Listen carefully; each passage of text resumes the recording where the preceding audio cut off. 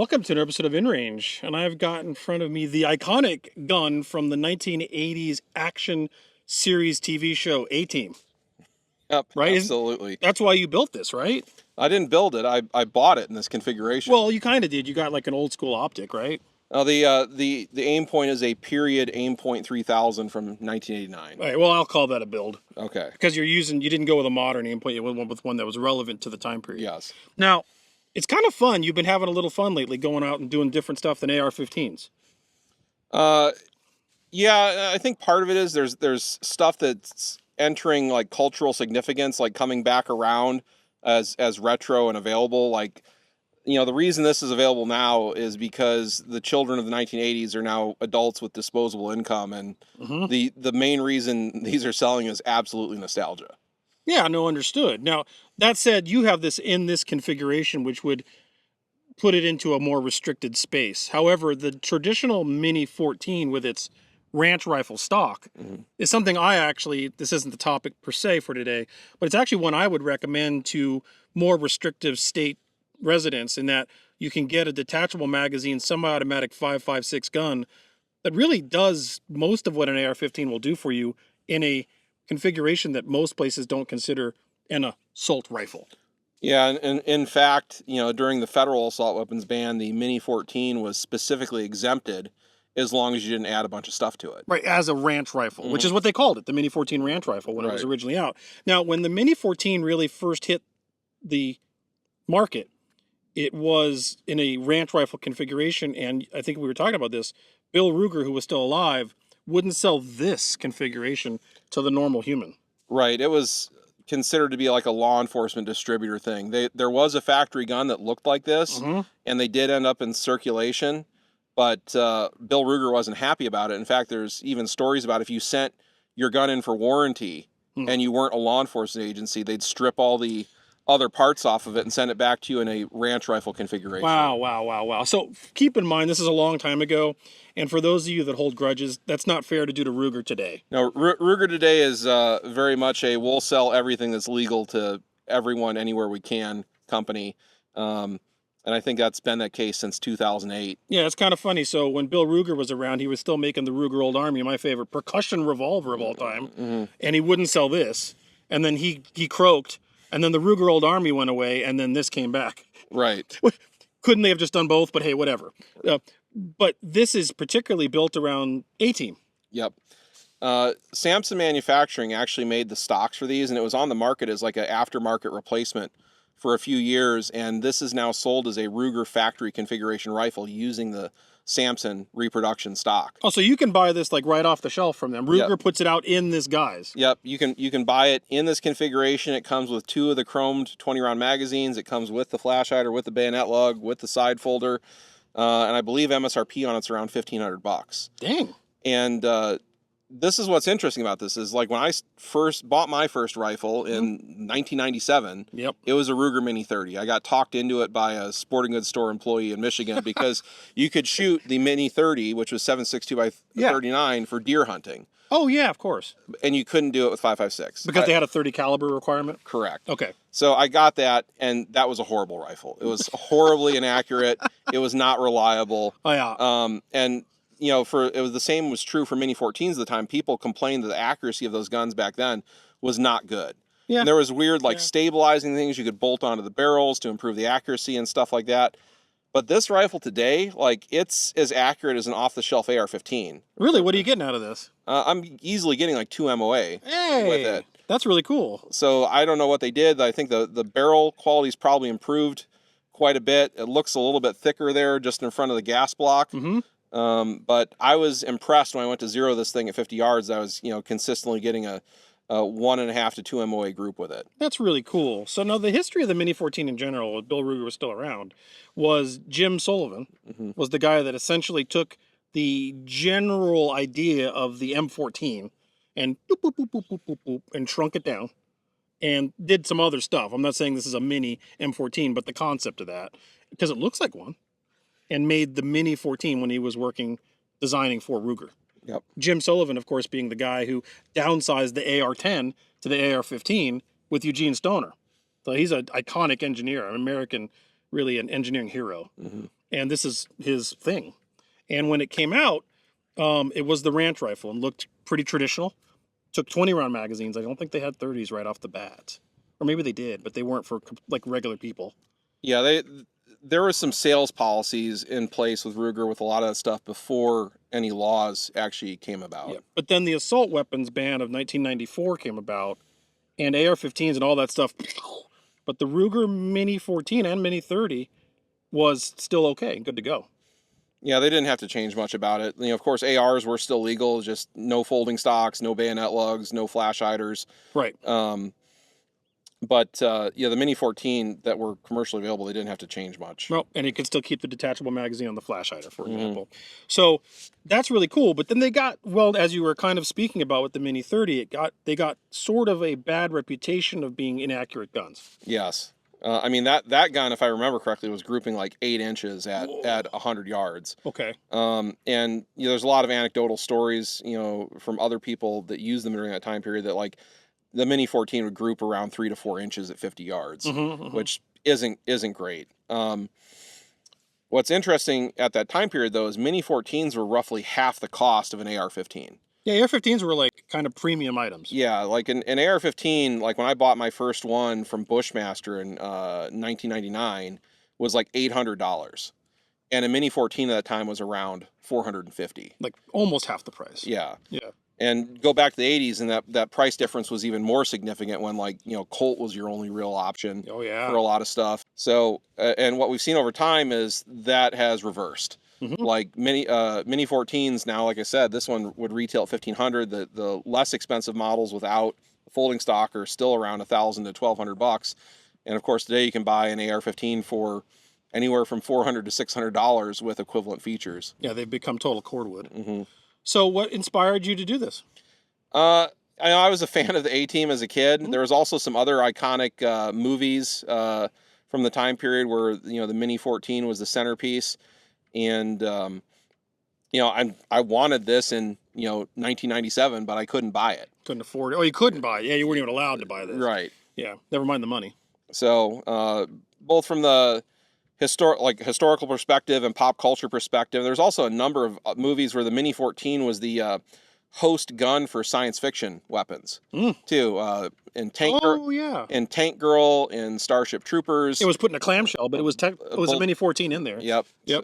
So there's quite a few movies where Mini 14s or the full auto version, the HC556, was kind of the centerpiece of the action. And in this stainless configuration, it looks freaking awesome. Yeah, it's really cool. It's almost too nice for me to actually want to like take it out and throw it in the dirt at a brutality match. Now, this configuration, or was it a configuration like this that happened in the infamous 1986 FBI shootout? The crime scene photos I found showed like this exact configuration, although it might not have been a stainless one. So for those of you that are not aware, and I think we have some content on the channel about that, there was a pretty incredibly intense shootout between two men and the FBI in 1986 in Miami. And ultimately the FBI won, but at a big cost. They lost a lot of men. And the final standing bad guy was using this and walking around and coup de grace-ing FBI agents with a Ruger Mini 14 in this configuration. That all said, what does this do or not do that an AR-15 does or does not do? I don't think you can make this as accurate as an AR-15 because it's just not free floated. You just said it was kind of close though to a for like an off the shelf. Oh, for a premium accuracy build. Yes. Okay. Sure. The optics mounting today has better options because like I have the Ruger ranch rings on there, but you can also put like a rail there. There's scout mounts you can put on there that clamp to the barrel, kind of like some of the AK stuff did. Sure. And so you're close to an AR-15 in functionality. But I'd say the main thing it lacks versus an AR-15 is mag changes. The mag changes are slower. They kind of go in and then rock and lock. Yes, it's like an AK, but they don't drop free like an AK would. You have to actually like physically pull them out. There's a button here. Yeah. Well, drop free, but like to get it in, you're gonna have to feed it in and depending on the magazine. And I missed. Yeah, depending on the magazine. You see that I missed? Yep. But depending on the magazine, some of them don't drop free. I can't do it. Oh, no. You gotta get in there at a real high angle. There it goes. Oh, so you have to like go. There it is. So if you go at a little bit of a lesser angle, you miss it. Yep. So you got to really like aggressively do that. But with training, you could do that. Mm-hmm. The other thing I think you're missing here is, of course, you have a red dot, Mm-hmm. but you're not putting an ACOG on here. I mean, you could. I guess if you put a rail. It does ship with a rail that bridges that gap here that you can bolt on.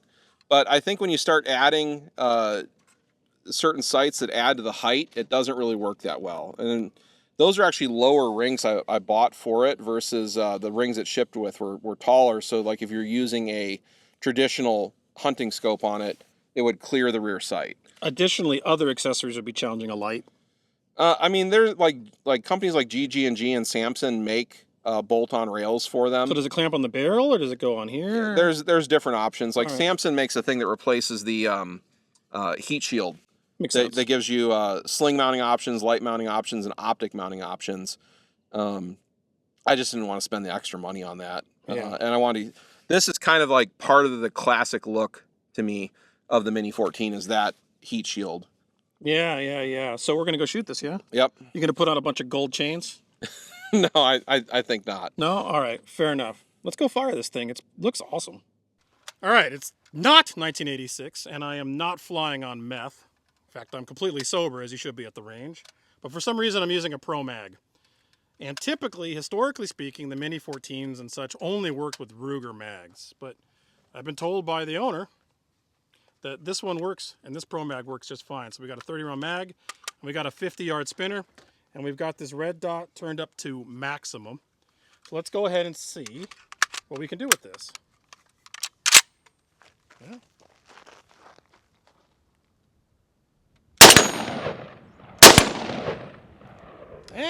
I don't know about perfect.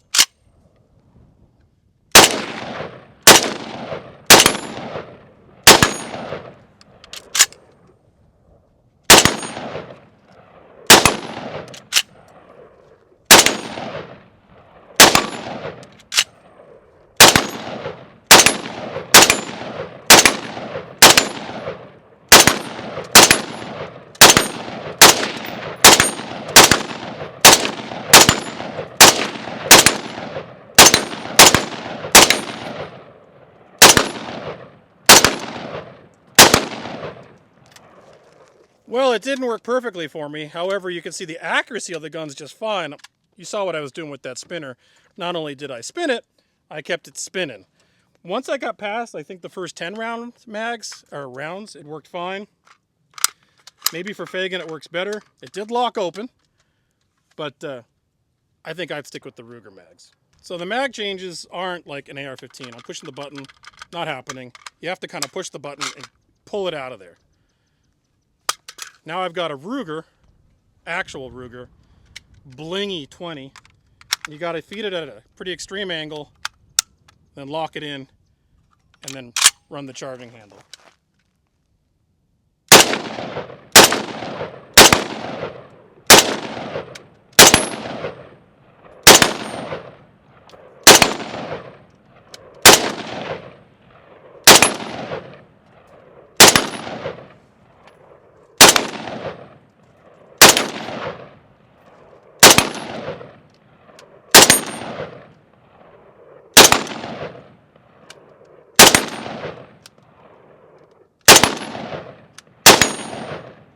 And there it is. And to get the mag out once again, push it in and manually pull it out. I really like it. It shoots nice. Yeah, recoil impulse is really mild. Yep. The trigger is better than some USGI mil-spec AR-15 triggers. Yeah, I wouldn't call it match grade, but it's somewhere, but it's not like USGI. It's somewhere between the two. Yes. Like if you have match grade here and you have USGI here, it's like right there. Yeah. But it's certainly sufficient. It's fine. No, it feels pretty nice. And the sight picture disruption is like very minimal. Well, I mean, the fact that we're spinning that no problem at 50 yards and then accelerating it while it's spinning is telling you how easy it is to press the trigger and keep the gun on target. Yeah, I was actually able to double it a couple times too. I saw that. And actually the ergos, once you're used to it, are fine. In fact, when I had malfunctions because you gave me that Pro Mag, I was reaching over my trigger finger and just grabbing the op rod, the charging handle, just doink. Yeah. So it's really not, you don't really even need a bolt release. You can just go boink and grab, just like an M1 carbine, actually. No, and I always like this control layout as a left-handed shooter. It's It's real easy to do everything. The safety is actually ambidextrous as it is. Magazine's ambidextrous as it is, and the charging handle's in the right place for a left-handed shooter. It is. Now, in this cool guy configuration is one thing, and when with a Mini 14 Ranch rifle, what are you really leaving on the table? I mean, you can get a red dot, you can get a light on it right here if you need to with what you said, a GG&G accessory, and a red dot and a light with a 30-round Ruger 5.56 magazine. You're not really behind the curve. No, I don't think so. The only real limiting factor at that point is mag changes. They're a little slower. Yep. But how big a deal is that? Depends how you're using it, right? Yeah. So for 3-gun it might matter, but for regular use it might not. And with practice, you're going to get better at it. So I'm going to go ahead and say, like we've talked about this, and I've said this before. First of all, you've got the A-Team rifle, which is cool. But in the modern day, if you're in a place that's a little more restrictive, I would not feel behind the curve with a properly configured Mini 14. Yeah, I don't think so. The only other consideration is long-term is parts replacement. Like if you're really shooting it a lot, Yeah. Ruger's your only source, and you're reliant on getting any spares from them or sending it back to customer service there to get anything changed out. That said, Ruger is well known for their like high-end and quality service and warranty, right? I mean, they do lifetime warranty, I believe. Yeah. So, yeah, thing's cool. Well, and it's a factory configuration now, so you don't have to worry about them taking your parts off of it. Bill Ruger isn't there to walk in there and be like, rub, rub, rub, rub, rub, rub, and then take off the folding stock. Right. So with Bill Ruger gone, here you go. Yeah. I don't know that I would use a 35-year-old red dot though. No. You did that for reasons. Yes. Yeah. Meets the aesthetic. I got the stainless aim point for that reason. Fair enough. I love it when a plan comes together. Yeah, absolutely. And if you like plans coming together, consider supporting us on patreon.com/InRangeTV, because your support allows us to do truly demonetized content. You bought all this. Yep. It's you, the viewer, that make this possible, and we're thankful for you keeping this channel alive for a decade, hopefully another decade to go. If you already are, thanks a lot. If you can't, the other thing you can do is subscribe, click the bell, but more importantly, share this content with your friends, because the YouTube algorithm probably won't, but you can. Stay tuned for more cool Ruger Mini 14s and throwbacks to the 1980s. What gun are we going to use from Donkey Kong? There wasn't a gun in Donkey Kong. Darn it. Maybe elevator action. We'll see you soon.